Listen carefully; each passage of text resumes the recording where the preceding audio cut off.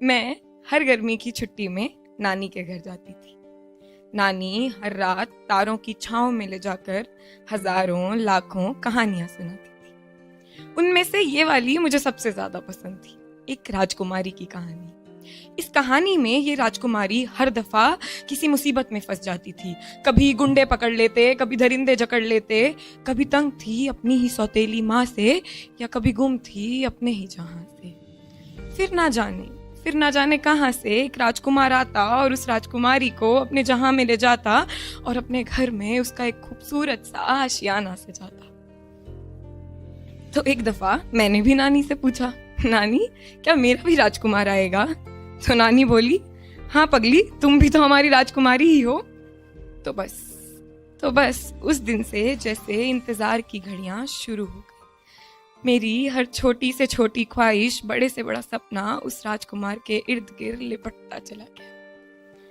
और माँ कोई ख्वाहिश पूरी भी तो नहीं होने देती थी। मैं जब भी पूछती, माँ 9 से 12 मूवी जाऊं, माँ मुझे क्लबिंग जाना है, माँ कॉलेज ट्रिप है, जाने दो ना, तो माँ कहती तुम्हारा राजकुमार आएगा ना तुम्हें ले जाने, उसके साथ जाना जहाँ जाना हो। ये दुनिया एक अकेली लड़की के लिए ठीक नहीं है।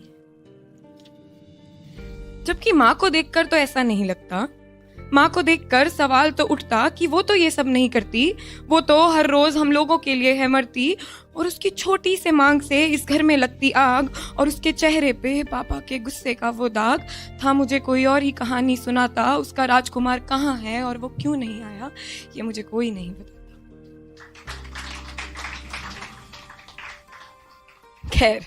खैर नानी कहती है कि मेरा जरूर आएगा, और वो आया भी सफेद घोड़े में सवार, मैं लाल चोड़े में तैयार, चल दी बेवकूफों की तरह उसके साथ उसी के घर अपना आशियाना सजा। मगर उसने तो कभी आंखों में बसे सपने देखे ही नहीं, और वो देखता भी कैसे, क्योंकि उसकी नानी ने तो उसे ये कहानी सुनाई ही नहीं। उसे खबर ही नहीं थी कि कोई अपनी ख्वाहिशें, उम्मीदें, सपने उसके कंधे पर रखता जा रहा है, तो उसका कंधा ये बोझ संभालता कैसे। तो एक दिन माँ की तरह उसका कंधा मेरी ख्वाहिशों का बोझ संभाल नहीं पाया, और मेरी ख्वाहिशें एकदम से जमीन पर गिरकर इन्हीं आंखों के सामने चकनाचूर हो गई। तो उस दिन एहसास हुआ कि ना ही मेरा और ना ही माँ का राजकुमार कभी आया था। इन कहानियों ने बस हमें बेवकूफ बनाया था। तो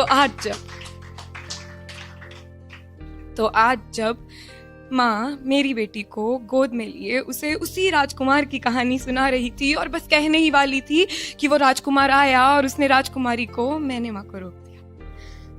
माँ को रोक दिया और उससे कहा कि उस राजकुमारी ने अपनी हर मुसीबत से खुद को खुद बचाया था, उसने अपना आशियाना खुद सजाया था। शुक्रिया।